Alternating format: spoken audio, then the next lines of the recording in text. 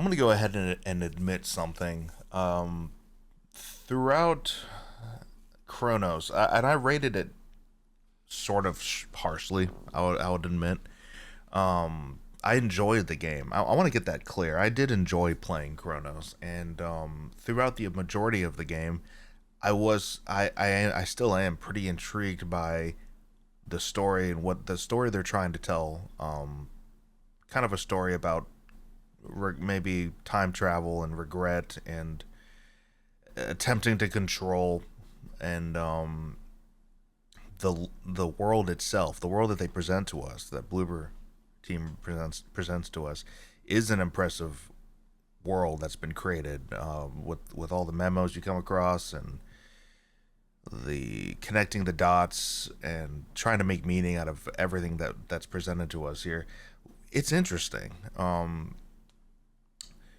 So I want to take this opportunity to sort of just discuss it, kind of freely. Talk about my interpretation of the game and maybe some tidbits about gameplay. So let's just start with Blooper Team. I guess it's Bloober Team. I thought it was Blooper, like the Mario Inc. enemy, but it's Bloober Team, the Polish team who's responsible for apparently a lot of ill-received games, apparently a lot of disappointment, but also simultaneously responsible for Silent Hill 2R, which was one of the best gaming experiences I've had in a while. And it's a replayable as hell game. I mean, there's plenty of YouTube videos you could watch to help you in your interpretation for what's happening in that game and what theory you subscribe to, and if you think James is, in limbo, reliving his burden of what he did for the rest of eternity until you get the right ending or whatever. So, I mean, all in all, the game hooked me. I mean, it was so good, and it was so just mysterious, and I was kind of with it. And Silent Hill isn't exactly on the nose with their presentation and storytelling, and there's a lot of visual storytelling in Silent Hill. There's a lot of like making assertions about what this enemy is supposed to be representing, and so they had like quite a lot of material, and I think they did a great job. I think it was as fun a game, as atmospheric a game as I could ever want in a survival horror game. It was stylish. I mean, especially the music. The music was so alien and fascinating to me. So I enjoyed that. I was with it. Um, and then there's this Cronos game that comes out, and critics seem to kind of like it. Gamers seem to kind of like it. I'll admit that usually when I play a game for the first time, I kind of get a strong feeling about if it's going to be something that I love or if I kind of like. I'm either going to love it or I'm going to kind of like it or maybe I'll hate it, but that's not very common. I mean, I usually find something to enjoy about video games. And in Chronos, it became pretty clear to me that I was not going to love it. I don't know exactly why. I'm not sure if I could put that into words, but I knew I was going to at least like it because there's a lot going for it. There's a lot of like interest. You could say, okay, it's a Dead Space clone. I don't really see that. I mean, I see that there's space elements, and there's the over-the-shoulder camera thing. That's basically public domain at this point. So, and as far as like the gameplay hook gimmicks, the little gimmicks that kind of tend to hook me into a game, there wasn't too much. I mean, there was like the torch and the pyre, which is like these little projectile weapons you have that are kind of cool. But like really, when it comes to combat, you kind of just have to run. You just kind of have to run away from them, and I wasn't too much a fan of that. But it was sort of satisfying to charge your shots and shoot people. Sorry, shoot orphans. We'll get to them soon. And there was some exploration, but it wasn't very interesting to me. It's hard to describe this. Where when you start a game and you start to notice where you could branch off and explore a little bit, um, I didn't find myself particularly excited or interested to explore. The game was rather linear, right? With some, like, you press R3 or whatever so you can see where your objective is, and then you say, okay, let me not go there. Let me go look around. And you could collect these cats, which are cute, and so stuff like that. Like, there's a couple opportunities to look around and explore, and there was some of that there. I don't know why it hasn't hooked me a whole lot. I want to stress, I do want to replay this game, especially now that I've played it and I went through, and it took me about 25-30 hours actually to beat it, because I just tend to explore every single thing I can. I tend to reread memos. I tend to, so it took me longer than average. But I do want to replay it. I want to know exactly what's going down here, and that's kind of the purpose of this video, so we can get to it. So we know about Bloober Team. We know that they had they don't have the best reputation. But I think they're definitely doing some decent things now. But let's go ahead and get into the story here. Let's just talk about what we know. So, the game opens up. We are a traveler. Now, throughout 90% of my playthrough, and even now, I wasn't exactly sure what the hell we are.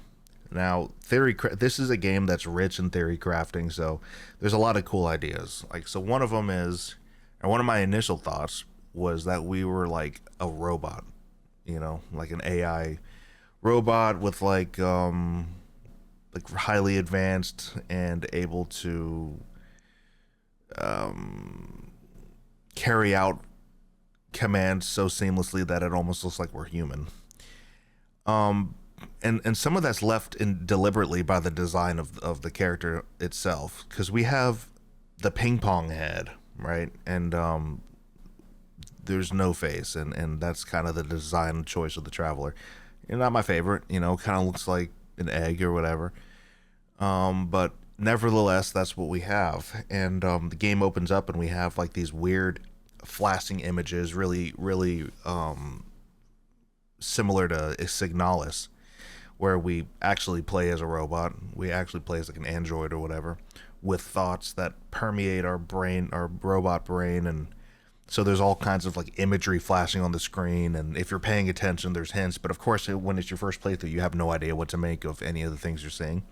You see cats, you see communist propaganda looking stuff, and like I don't know, just random stuff.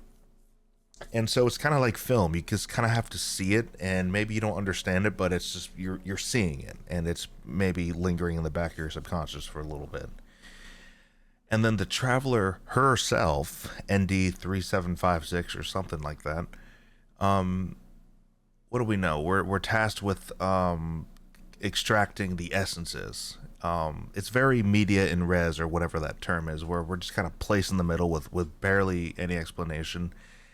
And there's a couple terms here. There's the collective, there's the vocation, there's ascendance, harvesting the essences, the change, orphans. So the travelers. Now, one thing I want to really highlight here is that the game Cronos is highly inspired by the Netflix series Dark, which I actually happen to like that show a lot. It was very confusing, but it also was very well constructed. Talking about the show now, where that you had maybe 25 characters you were following at any given point, and all 25 or all 30 or whatever are all closely related to these four families. So you would sit there and you would make connections to Mikkel and Mads and what's the dad's name? Ulrich.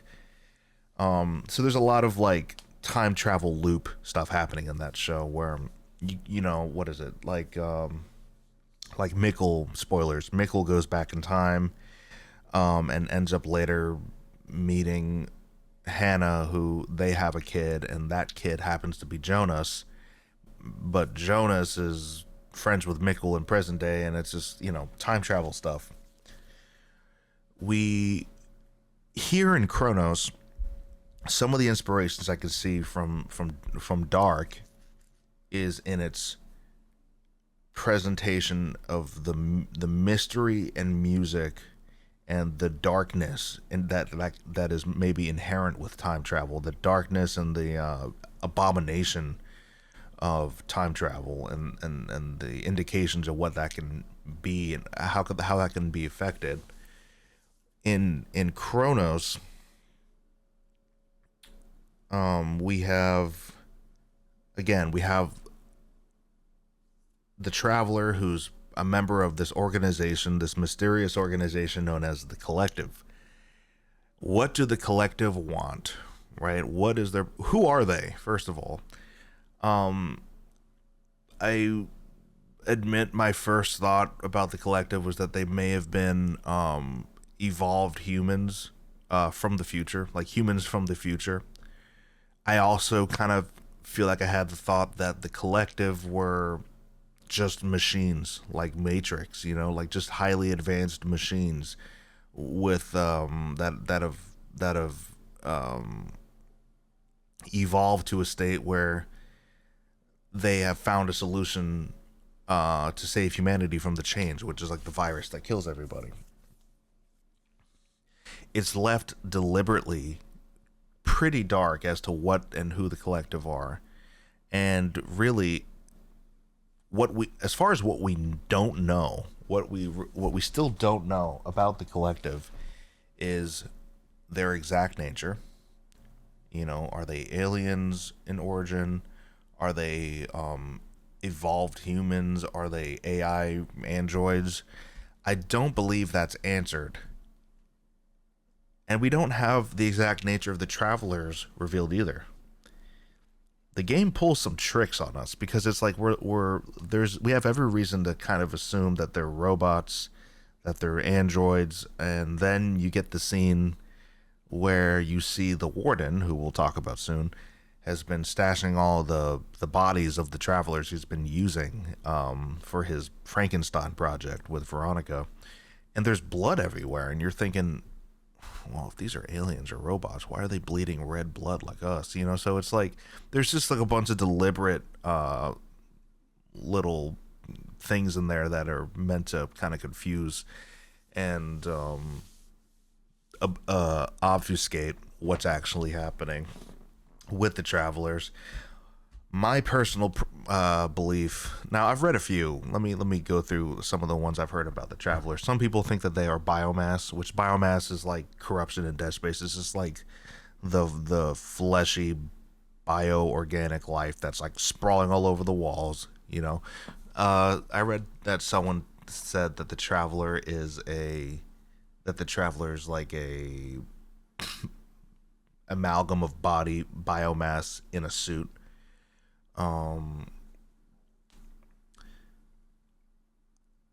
I kind of think that they're androids. I kind of think that they're robotic android type humanoids that have a base personality that's like bland or robotic and like not very human, like an AI program. And then as they continue to abstract or extract essences, they gain more of a personality. We kind of see that in the game. I mean, we start off as the Traveler, and she's like very robotic, and I'm going to extract the essence. And by the end of the game, she's like sobbing and crying, and oh my god, who am I? So I guess that's my first thought about the Travelers, is that they're not human. Okay. So that's the Travelers, the Collective. The apparent mission of the Collective is to extract the essences of people who died in 1981 Poland, to extract their soul, basically. They're what makes them human, their essence, and upload that into a terminal, which can be used to somehow save humanity. Okay. The change, or wait, no, ascendance. Kind of cool. It's kind of cool whenever we see it. It's like the traveler takes out these like giant, skinny, horrifying claws and just like shoves them in their skull, which whenever you read the memos about them talking about losing or having red markings, like who was that? I think it was Marcel, the Marcels, especially the young kid who you meet. He's got all these skin lesions on his head that lead us that are indicative of like a traveler was harvesting him. But don't think that we'll get to that. The change.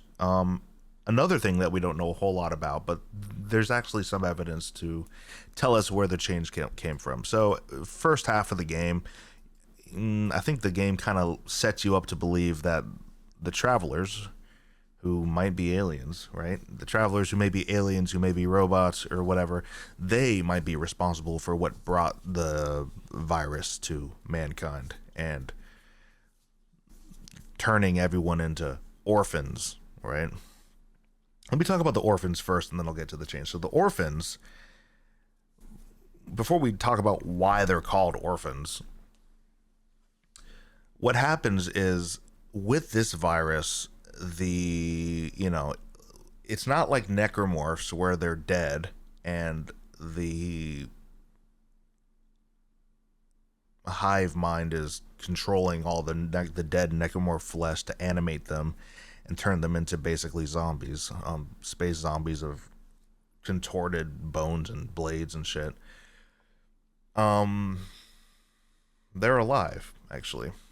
They have life. In fact, one of the gameplay mechanics I thought was cool was like when you aim your gun at an enemy, it'll show an indicator of where their health is at, which is actually pretty useful.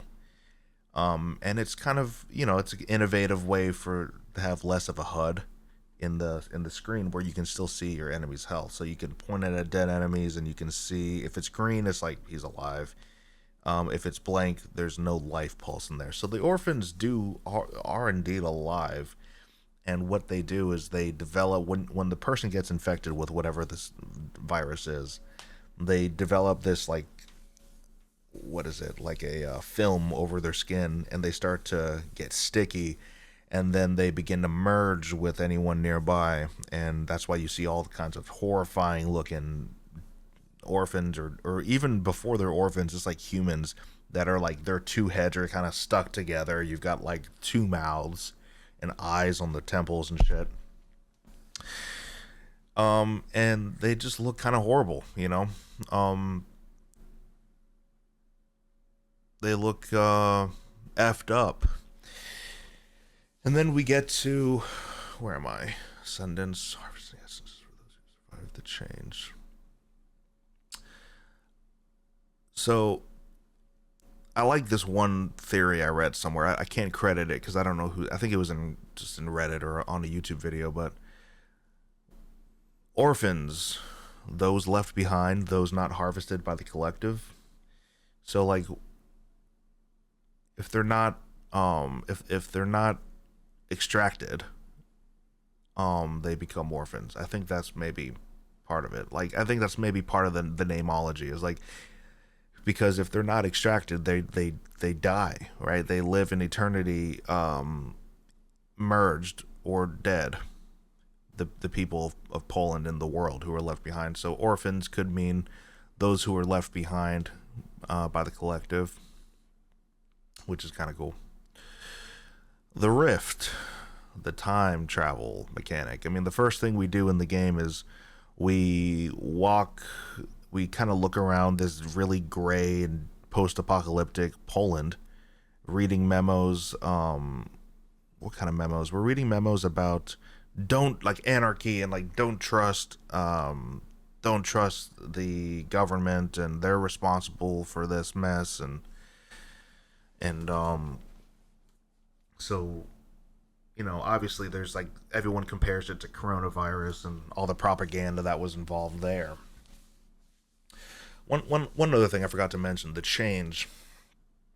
we're led to believe that the travelers, the spacesuit looking people, entities, we're led to believe that they're the ones responsible for the virus. But as we find, the only evidence we have is that that of the steelworks, that of the project by, I think it was Azakov, whoever that, the General Azakov.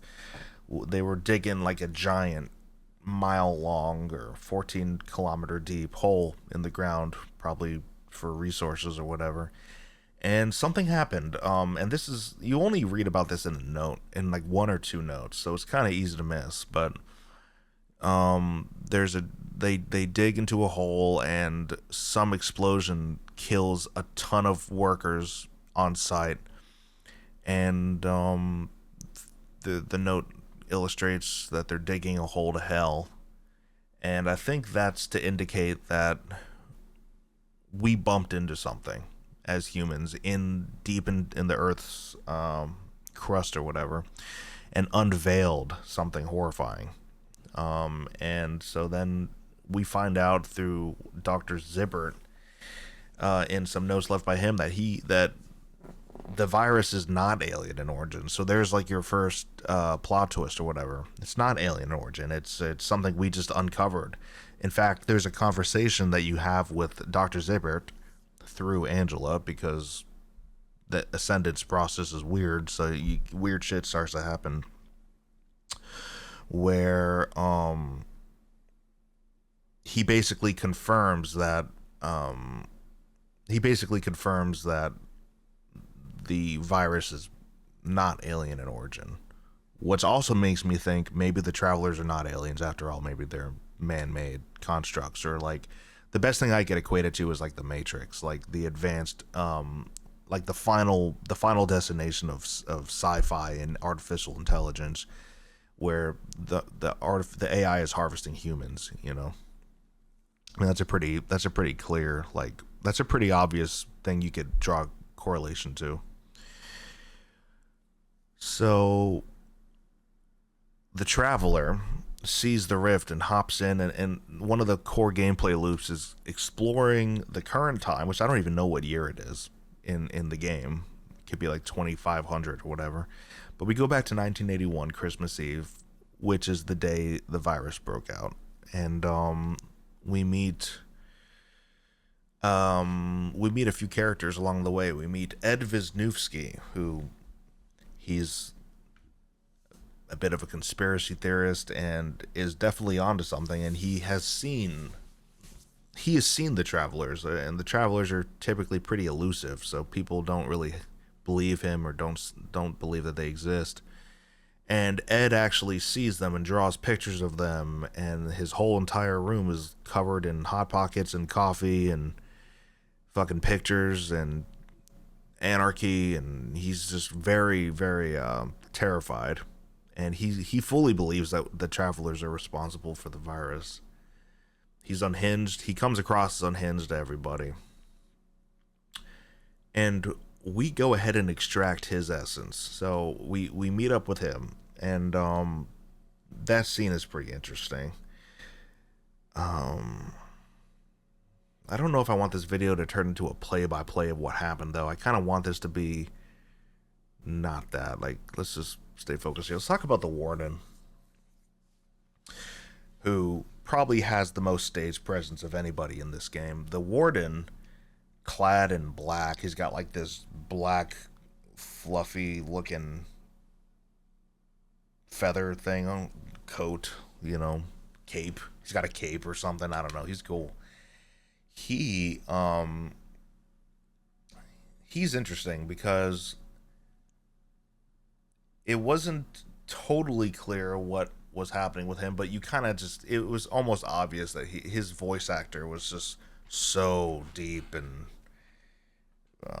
he had to probably be an antagonist of some sort. So we kind of called that halfway through the stream. Now he's interesting because the entire plot of Cronos revolves around him. Right, so the warden, kind of a well-written character, kind of fascinating. And the one scene we get with him that really illustrates what he's about is the scene where we walk in and he's playing Chopin, of course, on the piano, and the traveler's kind of just watching him and in mystery and confusion, and he gives us a monologue about how fascinating humans are. You know, so we're not humans. We know travelers, the warden, the traveler, we know we're not human. We're something subhuman. And he's talking about what's his line? Something along the lines of like humans have these things that seem so frivolous, like music, like theater, like literature, or something like that, and they're so unnecessary. But just talking about how like he observes how imperfect humans are, and he develops a soft spot for them. In fact, he develops an extremely soft spot for Veronica, who I don't really know why, but he just does. I think he kind of comes across like he's just infatuated with her, because I don't really know if she was like capable of saving the world. Maybe, I mean, she did develop a toxin, or she was trying. So maybe he admired that. Maybe the warden admired that in her, but he definitely just comes across as just like blindly infatuated with her. And the things that he does in order to save her go from, you find out toward the end that he does some pretty questionable, remarkably horrible things to other travelers and whatnot, and messing with time travel and playing God and all that sort of stuff in the name of saving this Veronica. I mean, you can see how that's a slippery slope and how he becomes an antagonist. So the warden is pretty interesting. Dr. Zibbert, or Angela actually, who, what's her significance exactly? She's an acquaintance and a love interest of Ed Wisniewski, and all she's really doing is looking for her mom. We catch up with her at the hospital, not directly, just in the notes. She's looking for her mom. I think her and Zibbert end up dying, and becoming merged together or something. And that's sort of the end of that with her. Dr. Zibbert, why did he want to... Dr. Zibbert, we find out, wants to hide the Pathfinder and protect the Pathfinder, which is the warden, the same entity. What I still don't understand is, why does he want to protect him? I know that they had the Pathfinder, or the asset, under lockdown at the Steelworks because the generals over there, Christoph and whoever else, seemed to believe that he was the answer to curing this virus. So I could only assume that's the only reason Dr. Zibbert wanted to protect the Pathfinder, just on the off chance that he could provide a solution.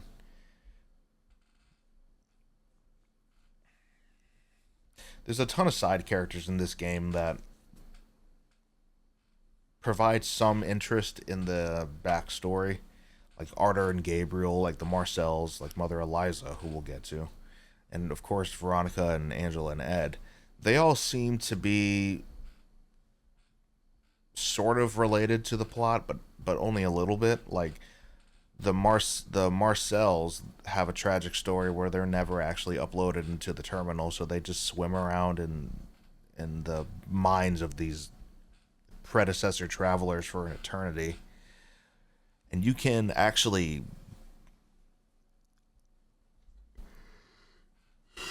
excuse me, you can actually utilize them. All right, talking about what else comes to mind. Let me stop looking at my notes for a second. This kind of, what comes to mind about Cronos. Well, the gameplay isn't exactly the most fun. It's not something I'm going to be excited to replay because of the gameplay. I mean, it's not horrible. It's not like an utter pain in the butt to play the game. It's kind of fun, but not really. I mean, it got old pretty quickly. We have a couple guns. You know, we have like a shotgun that is totally great, and a couple other pistols, like a submachine gun kind of thing that I never used, and like this big, giant one-shotter weapon that you get like 5 pieces of ammo for in the whole game, and it wipes the floor with a bunch of enemies. Some of the boss fights were fucking awesome too. The Mother Eliza boss fight was killer, and it was like, you know, you don't really, I mean, I guess she's just put throughout the whole dungeon, actually, that last like bit where you're in the church abbey, because what's his name, Dr. Zibbert told us to go look for the Pathfinder over there with his daughter Eliza, who throughout the whole dungeon you're seeing all kinds of crazy religious backstory stuff, and you're wondering what the hell is this about, and is this the predator? One thing I think would be cool is if all the church religious type stuff we see in the Church of Last Days, that's the name of the religion that's in this setting, the Church of Last Days, and is this the precursor to the Collective, which I thought was kind of interesting, but that also probably makes no sense. Why does that make no sense? Well, because the Church of the Collective, their whole thing is embrace the virus, embrace death, you know, kind of like unitologists, like let us become this gross, moldy, not moldy, but bloody combination people thing. So, and then the Collective are sort of like trying to do the opposite, apparently. But anyways, the boss fight with Mother Eliza was awesome, and lots of like big pulsating things to shoot, and you try to shoot her, and you're pointing your gun at her, and you notice that she's not even got a life pulse, so you have to shoot these like sacks of whatever that make her vulnerable to be attacked by actual damage. And you have all these enemies scouring at you. You have the tanks that explode that you can shoot, and you can continue to use the anomaly mechanic to regenerate, which is something I used a lot during the game. Because of course I did, because you can save ammo like that. One thing I didn't do a lot, funnily enough, was burn bodies. I used, because you only get one torch, and later you can carry maybe 2 or 3, but generally I would usually use it as like an AoE attack to like create some space between me and the enemies, because the only way to create space in this game is to run. Like, that's the only way to make space, is to run and to use the flame thing, the torch device that you get, shoot a barrel or something. But like, there's no kinesis, there's no stasis, there's no parry, there's no dodge, there's no push, get off of me. There's just running, you know. And that kind of hurt the game. I think some kind of deeper mechanic in the combat to make it more interesting and have more options in that way would make it more engaging. But we just don't get that in Cronos. We get like a very small inventory, which you can upgrade, but you can carry like these mines that you can only carry 1 to 2 or at a time, and each one takes a slot, and you can upgrade how many you can fit in one slot, and that's useful, of course. But yeah, I mean, the combat is nothing close to Resident Evil 4, nothing close to even Silent Hill 2 remake. It's not awful though, and it's just kind of meets specs, I guess. It meets like the bare minimum for combat, and that's always a little bit disappointing, and that's how it is, you know. It's a funny game though. It's like, it's really fascinating. It's the story is fascinating. It's confusing as shit though. It's pretty out there. And thank God for YouTube, because you can just go online and like listen to people give their 2 cents, because a lot of the answers we get in this game are gonna be theory crafted. And maybe they're doing that so that we can, you know, buy a sequel later, but I don't know. I think more answers would have been better than less, I think. We go to a few interesting places in Cronos. We go to this apartment building where we find the rift in order to go back in time. And to go back in time, you know you're back in time because you have the snow, because it's Christmas Eve in 1981. And we go there. We go, where else do we go? The Steelworks, which has a ton of which has like a bunch of exposition dumps and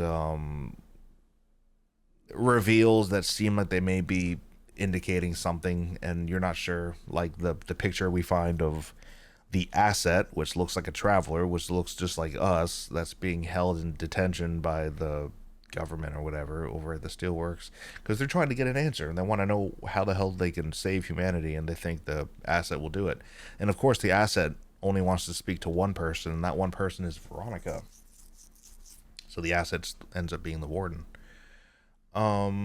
We go to the Steelworks, and that's a pretty decent dungeon, actually. It's like, there's several moments throughout this game where I was like, why the hell don't we have a map? You know, because it's like, it's not the most linear. It's a linear game, but like in the Steelworks and like in the hospital and stuff, like there's plenty of opportunities to like explore and like go off the beaten path and see if you can find like a core or like a weapon or whatever. Um, and so yeah, like it's just no map. What? Just really confused me. I was like, why is there no map? Um, and so I would like spend time like just backtracking, looking to see if I missed stuff, which of course I did. And um, you know, what else? Mother Eliza in the church. Excuse me. Um, that was probably my least favorite dungeon. I think it was just a whole lot of, one comment I heard a lot on stream was like the game just kind of looks the same the whole time, which I don't really know if I agree with that too much. We have the four main areas we go.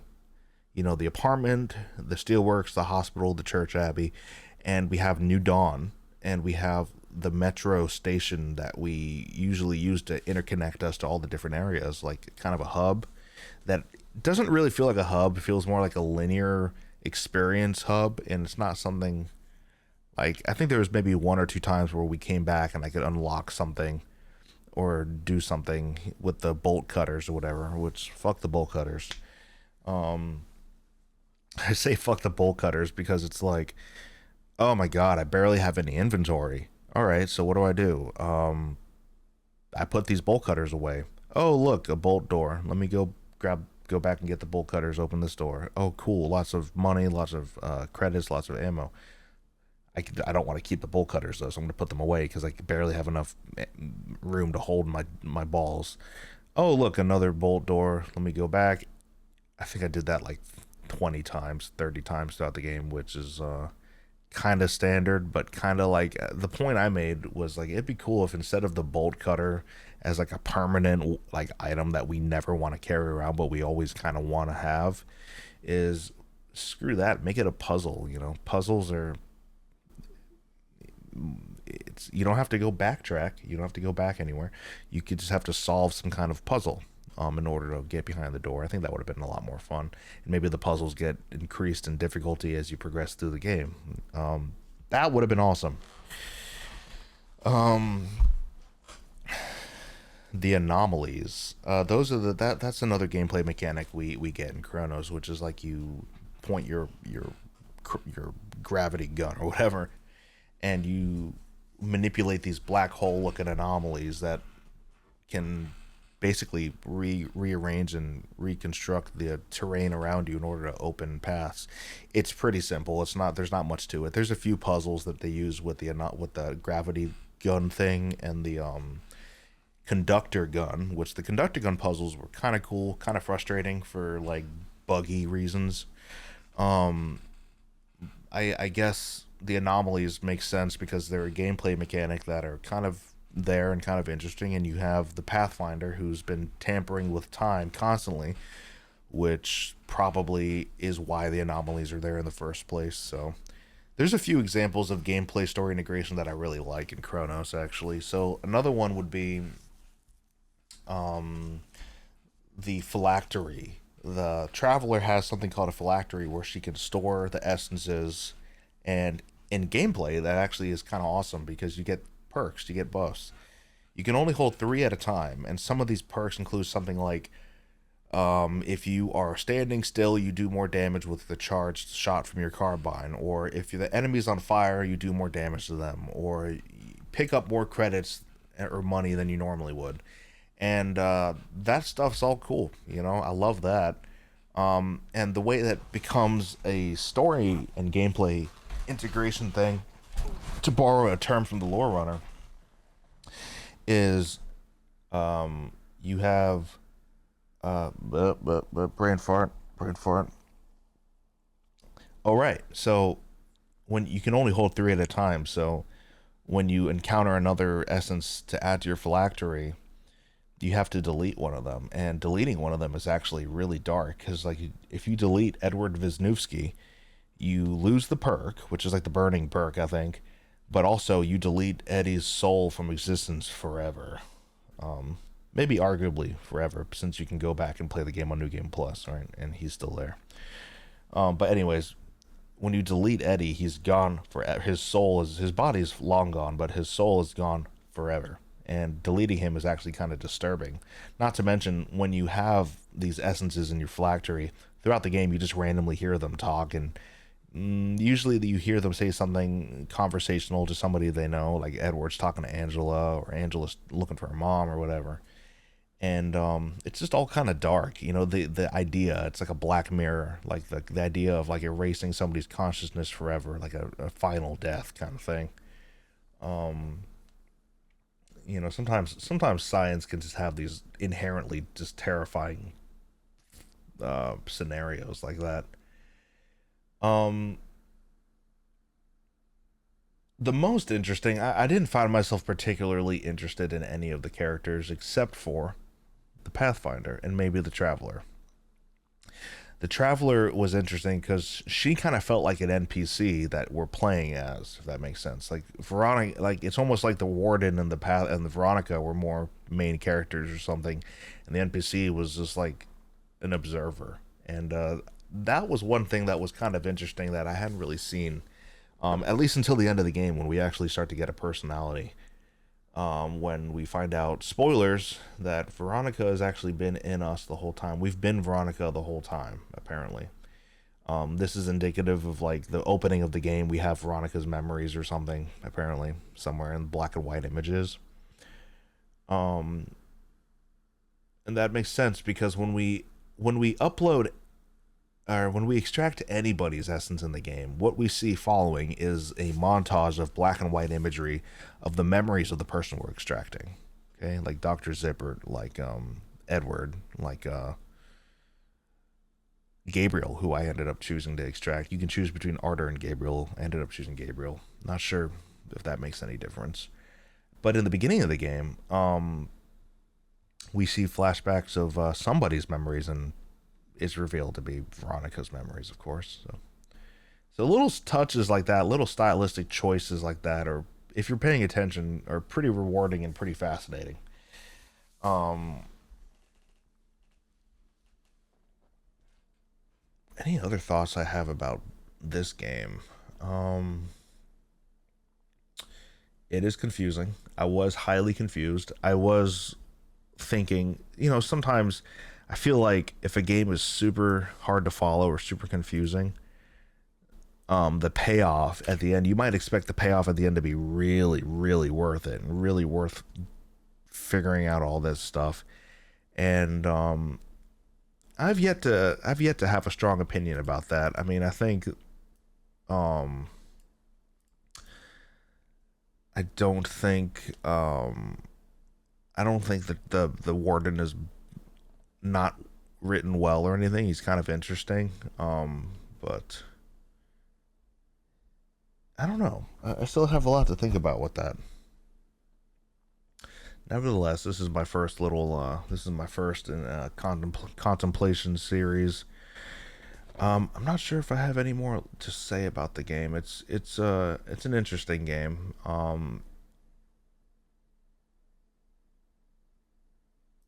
I guess the endings is one thing I could talk about. So the endings are you get two that you can choose from, and they're both bad.